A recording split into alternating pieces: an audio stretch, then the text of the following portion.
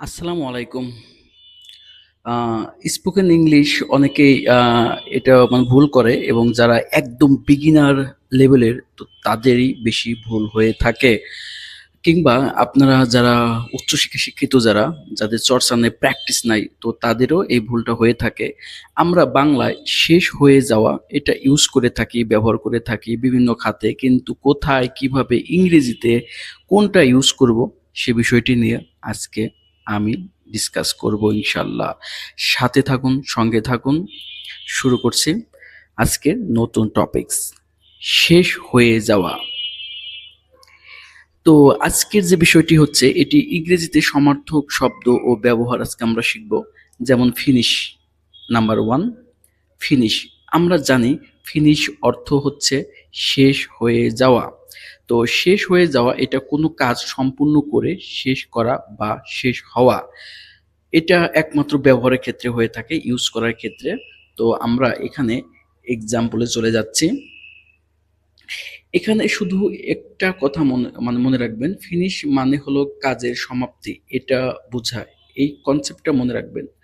আচ্ছা, তাহলে example, we finished the project. আমরা প্রকল্পটি শেষ করেছি। He finished reading the book. সে বইটি পড়া শেষ করেছে। তারপরে দে ফিনিশড দেয়ার লাঞ্চ। তারা তাদের খাবার শেষ করেছে। এরকম আরো অনেক সেন্টেন্স আছে। I finished my homework. আমি আমার বাড়ির কাজ শেষ করেছি। She finished her work on time. সে সময় মতো তার কাজ শেষ করেছে। তো এইরকম এটা মানে কাজের সমাপ্তি ঘটায়। তো এই ধরনের সেন্টেন্স তৈরি করতে হলে যেটা করতে হবে, ফিনিশ ইউজ করতে হবে। তারপরে আমরা এখন যেটায় যাব সেটি হচ্ছে এন্ড। এন্ড তো এখন আমরা যেটা নিয়ে ডিসকাস করব সেটি হচ্ছে এন্ড, END। এটার মানেও হচ্ছে শেষ হওয়া। তো এই ক্ষেত্রে আমরা কোন ক্ষেত্রে এই এন্ড ওয়ার্ডটি ইউজ করতে পারি? দেখেন এখানে লেখা আছে কোনো ঘটনা, অনুষ্ঠান, ক্লাস বা সময় যখন শেষ হয়ে যায় তখন আমরা এন্ড ব্যবহার করে থাকি। তাহলে এক্সাম্পল দিচ্ছি একটা। তো সবার নিচে দেখেন, the match ended in a draw. ম্যাচটি ড্র হয়ে শেষ হয়েছে। ঠিক আছে, এটা একটা প্রোগ্রাম, ঠিক আছে, বা একটা অনুষ্ঠান, তো খেলা। তো এইরকম যদি হয়ে থাকে সেক্ষেত্রে আমরা এন্ড ইউজ করব। তারপরে দেখা গেছে his speech ended with thanks. তার বক্তব্য ধন্যবাদ দিয়ে শেষ হয়েছে। তো এটা হচ্ছে একটা অনুষ্ঠান অথবা প্রোগ্রাম, ঠিক আছে, সেক্ষেত্রে এন্ডেড ওয়ার্ডটি ব্যবহার করা হয়েছে। The movie ended at midnight. সিনেমাটি মধ্যরাতে শেষ হয়েছে। তো এটা একটা মুভি, ঠিক আছে, তো বা এটা একটা অনুষ্ঠান হিসেবে হচ্ছে বিবেচ্য। এরকম আরো অনেক এক্সাম্পল আছে। The class ended at 10 AM। ক্লাস সকাল 10টায় শেষ হয়েছে, ঠিক আছে। তো the program ended with a song. অনুষ্ঠানটি একটি গান দিয়ে শেষ হয়েছে। The meeting ended successfully. মিটিংটি সফলভাবে শেষ হয়েছে। তো এই ধরনের সেন্টেন্সগুলা আমরা কিন্তু সবসময় কমপ্লিট বা অন্য কিছু দিয়ে এখানে ইউজ করতে পারি না। এখানে লাগবে এন্ড, END, এন্ড, ঠিক আছে। আচ্ছা, চলুন এবার জানা যাক বি ওভারের কাজ।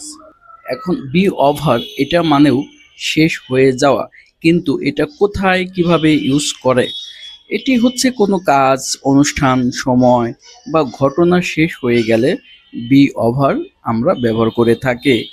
তো এই ক্ষেত্রে একটু মনে রাখবেন, বি ওভার হলো শেষ হয়ে গেছে বোঝানোর সহজ উপায়। মানে জিনিসটা শেষ হয়ে গেছে, যেমন দ্য ইভেন্ট ইজ ওভার। অনুষ্ঠানটি শেষ হয়ে গেছে। The class is over. ক্লাস শেষ হয়ে গেছে। The problem is over. সমস্যা শেষ হয়ে গেছে। The exam is over. পরীক্ষা শেষ হয়ে গেছে। The meeting is over. Meeting শেষ হয়ে গেছে। The match is over. ম্যাচটি শেষ হয়ে গেছে। The holiday is over. ছুটিটি শেষ হয়ে গেছে। The time for writing is over. লেখার সময় শেষ হয়ে গেছে। তো এগুলা অর্থ হচ্ছে মানে অ্যাকচুয়ালি কোনো কাজ, অনুষ্ঠান বা কোনো ঘটনা একবারে শেষ হয়ে গেছে, সেক্ষেত্রে আমরা বি, এখানে বি মানে হচ্ছে বি ভার্ব হবে, তারপরে ওভার। ঠিক আছে, তো এই হচ্ছে বি ওভারের সূত্র। তো শেষ হয়ে যাওয়ার ক্ষেত্রে আমরা বি ওভারটা এই ক্ষেত্রে ইউজ করে থাকব। এবার যেটা শিখবো সেটি হচ্ছে কমপ্লিট। কমপ্লিট এটা মানেও শেষ হয়ে যাওয়া। আমরা জানি যে কমপ্লিট মানে শেষ হওয়া। তো এটার কোন ক্ষেত্রে হবে? কমপ্লিট মানে সম্পূর্ণ করা, শেষ করা, পূর্ণ করা। এবং এর ব্যবহারটা হচ্ছে যখন কোনো কাজ শুরু থেকে শেষ পর্যন্ত করা হয়, যখন নির্দিষ্ট সময়, লক্ষ্যমাত্রা, কোর্স বা প্রক্রিয়া শেষ করা, তখন আমরা কমপ্লিট ব্যবহার করে থাকি। এবং মনে রাখার বিষয়টা হচ্ছে কমপ্লিট প্লাস নাউন থাকবে। কমপ্লিট মানে পূর্ণ একটা কাজ বোঝাবে, সফলভাবে শেষ করা বোঝাবে। আমরা এক্সাম্পল দিলে আপনারা আরো বুঝতে পারবেন। এক্সাম্পল দিচ্ছি, I will complete my homework before dinner. আমি রাতে খাবারের আগে আমার বাড়ির কাজ শেষ করব। She completes her work on time everyday. সে প্রতিদিন সময়ের মধ্যে তার কাজ শেষ করে। We have completed the project successfully. আমরা প্রকল্পটি সফলভাবে শেষ করেছি। This course will be completed in 6 months. এই কোর্সটি 6 মাসের মধ্যে শেষ হবে। Please complete this form and submit it. অনুগ্রহ করে এই ফর্মটি পূরণ করুন এবং জমা দিন। তাহলে আপনারা এক্সাম্পল যে আপনারা এখন দেখলেন, এই এক্সাম্পল দেখেই আপনারা এখন বুঝতে পারছেন যে আসলে কমপ্লিটের ব্যবহার কোথায় কোথায় হয়ে থাকে। আমি আরও কিছু এক্সাম্পল দিচ্ছি, নিচে একদম দেখেন। I have completed reading this book, মানে আমি বইটি পড়ে শেষ করছি, মানে পুরো বইটি শেষ, সম্পূর্ণ কাজটা করছে আর কি, এই জন্য কমপ্লিটটা এখানে ইউজ হয়েছে। হি completed the marathon in 3 hours. তাহলে 3 ঘন্টায় ম্যারাথন দৌড় শেষ করেছে। আচ্ছা, এর দৌড় দেওয়া কিন্তু সম্পূর্ণ শেষ করছে। They completed all the task, মানে সব কাজগুলো সে শেষ করছে, কোন একটা কাজ এখানে বাদ নেই। আচ্ছা, তারপরে the meeting completed at 5 PM। মিটিংটি বিকাল 5টায় শেষ হয়েছে। ওকে, এই ক্ষেত্রে মানে মিটিং এর ক্ষেত্রে আমরা বলি the meeting is over, meeting শেষ হয়েছে। যেটা সবে মাত্র মিটিংটা শেষ হলো সেই ক্ষেত্রে হবে ওভার। আর মিটিংটা মানে 5টায় শেষ হয়ে গেছে, মানে সময় উল্লেখ আছে, সেক্ষেত্রে আমরা কমপ্লিটেড দিয়ে তারপরে অ্যাট জুড়ে দিয়ে আমরা এভাবে তৈরি করতে পারি। তারপর লাস্টে যেটা আছে, he is almost complete in his preparation. সে তার প্রস্তুতি প্রায় শেষ করে ফেলেছে। সেটি হচ্ছে বি ভার্ব থাকবে প্লাস কমপ্লিটেড। তো এটার মানেটা কি? এটা হচ্ছে কোনো কাজ বা কাজের অংশ বা প্রক্রিয়া যখন সম্পূর্ণ হয় বা শেষ হয়, তখন তাকে বি প্লাস কমপ্লিটেড আমরা ইউজ করে থাকি। তো এখানে এক্সাম্পল দেখেন আপনারা, the work will be completed on time. কাজটি সময় মতো সম্পূর্ণ হবে। ঠিক আছে, the road is being completed this days. রাস্তাটি এই দিনগুলোতে সম্পূর্ণ করা হচ্ছে। The assignment was completed yesterday. তার অ্যাসাইনমেন্টটি গতকাল সম্পূর্ণ হয়েছে। The training program will be completed in 2 months. প্রশিক্ষণ কর্মসূচি 2 মাসের মধ্যে সম্পূর্ণ হবে। Our target has been completed. আমাদের লক্ষ্য সম্পূর্ণ হয়েছে। তারপরে এখানে আরো অনেক এক্সাম্পল আছে। The project will be completed by next week. My homework has been completed. The building has been completed by the engineers. All the workers have been completed successfully. তো এরকম অনেক সেন্টেন্স আছে। তো এগুলা কাজ হচ্ছে মানে শেষ হয়ে যাওয়া, কিন্তু এটা হচ্ছে বি থাকবে, বি ভার্ব থাকবে, তারপরে কমপ্লিটেড হবে। ঠিক আছে, এখন একটু এক্সেপশনাল নিয়ম। এক্সেপশনাল বলতে এটা রান আউট। রান আউট এটা মানে দৌড়ানো না। অনেকে ভাববে যে স্যার রান আউট মানে তো দৌড়ানো, কিন্তু না, রান আউট মানে শেষ হয়ে যাওয়া। কিন্তু এটা কিভাবে শেষ হয়ে যায় এটাই আজকে আমরা জানবো। কোনো কিছু যেমন সময়, টাকা, খাবার, সব ধরনের জিনিস ফুরিয়ে গেলে তখন আমরা রান আউট ব্যবহার করে থাকি। এটা শর্টকাট টেকনিক হচ্ছে ইউজ। হুম তো এটা মনে রাখলে আপনাদের হয়ে যাবে। যখন কোনো জিনিস বা সময় একেবারে শেষ হয়ে যায়, ঠিক আছে, সেই ক্ষেত্রে আমরা আর কোনো অবশিষ্ট থাকে না, সেক্ষেত্রে আমরা রান আউট ব্যবহার করে থাকি।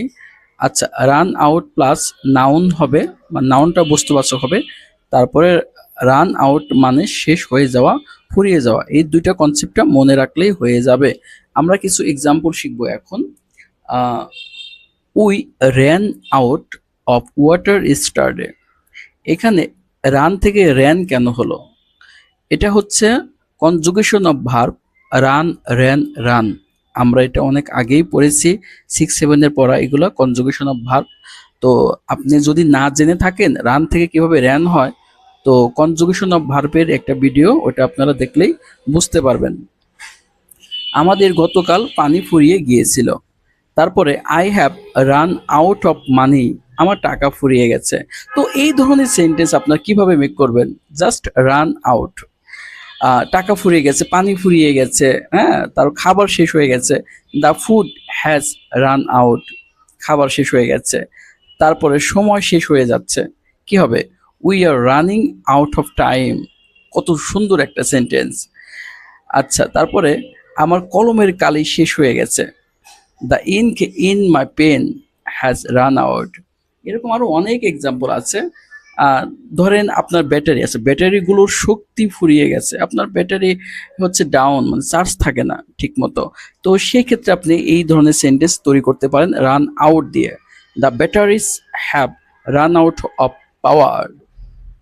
ধৈর্য, অনেকের ধৈর্য ফুরিয়ে যায়, ঠিক আছে, ধৈর্য ফুরিয়ে যেতে দিও না। তো don't let patient run out. দুধ শেষ হয়ে গেছে, অনেক বাচ্চাদের, মানে যারা দুধ খায়, যেসব বাচ্চারা, তো তাদের মানে খাবারের যে দুধ শেষ হয়ে যায়, এটা খাবারের মধ্যে পড়ে। তো সেই ক্ষেত্রে আমাদের দুধ শেষ হয়ে গেছে, সেক্ষেত্রে কি হবে? We ran out of milk. তারপরে যেটা আছে, আহ, দোকানে কোনো জিনিস যদি বিক্রি করতে করতে শেষ হয়ে যায়, সেই ক্ষেত্রেও রান আউট দিয়ে আমরা সেন্টেন্স মেক করতে পারি। The shop has run out of this item, মানে ওই আইটেমটা শেষ হয়ে গেছে। 7 নম্বরে যেটা আমরা শিখবো সেটি হচ্ছে এটা দ্য মোস্ট ইম্পর্টেন্ট, এক্সজস্ট। এটার প্রোনাউন্সিয়েশন হবে এক্সজস্ট। তো এক্সজস্ট, এটার অর্থ হচ্ছে ক্লান্ত করে ফেলা বা শেষ করে ফেলা। কিন্তু এই এক্সজস্টটা, এটা এই ওয়ার্ডটা কোন কোন ক্ষেত্রে আমরা ব্যবহার করে থাকি? শক্তি, ধৈর্য, সময় বা সংস্থান অথবা প্রতিষ্ঠানের ক্ষেত্রে আমরা এটা ইউজ করে থাকি এক্সজস্ট। তো লক্ষ্য করেন এখানে এক্সাম্পলটা, I have completely exhausted after a long day. দীর্ঘদিনের পর আমি সম্পূর্ণ ক্লান্ত হয়ে পড়েছি। মানে মানে কাজ করতে করতে ক্লান্ত হয়ে যাওয়া, মানে শেষ হয়ে যাওয়া, ক্লান্ত, এরকম বোঝায়। ঠিক আছে, এটা শক্তি, শক্তি নির্গত হচ্ছে, এমনটা বোঝায়। We have exhausted all our savings, আমরা আমাদের সব সঞ্চয় শেষ করে ফেলেছি। The meeting exhausted all of us, মিটিংটি আমাদের সবাইকে ক্লান্ত করে দিয়েছে। Don't exhaust your energy on small things, ছোট ছোট বিষয়ের পেছনে তোমার শক্তি শেষ করো না। They exhausted all the options, তারা সব বিকল্প শেষ করে ফেলেছে। এরকম আরো অনেক এক্সাম্পল আছে। তো দেখেন, he is exhausted from working day and night, দিন রাত কাজ করে সে ক্লান্ত হয়ে গেছে। তার মানে এখানে শক্তি বোঝানো হয়েছে, শক্তি শেষ হয়ে গেছে। We exhausted our time before the deadline, ডেডলাইনের আগেই আমরা আমাদের সময় শেষ করে ফেলেছি, মানে সময় শেষ করার আগেই। The company has exhausted its budget, কোম্পানিটি তার বাজেট শেষ করে ফেলেছে। Exhaust exhaust all the steps before giving up. হাল ছেড়ে দেওয়ার আগে সব পদক্ষেপ শেষ করে নাও। তো এরকম আমরা যে এক্সস্ট, এটার অর্থ ক্লান্ত হওয়া, ক্লান্ত মানে শক্তি বোঝায়, ধৈর্য বোঝায়, এগুলা শেষ হয়ে যাচ্ছে। তো সেক্ষেত্রে আমরা এবার এক্সস্ট শিখবো ব্যবহার করব। be এক্সস্টেড মানে বি মানেটা কি? এটা হচ্ছে বি ভার্ব। তো বি ভার্ব যারা জানেন না, তো তারা অক্সিলারি ভার্বগুলো শিখে নেবেন। আমি একবার বলে দিচ্ছি বি ভার্বগুলো: am, is, are, was, were, shall be, will be. ঠিক আছে, এগুলাই হচ্ছে be verb, to be verb. তো এই বি ভার্ব থাকবে সাথে এক্সস্টেড।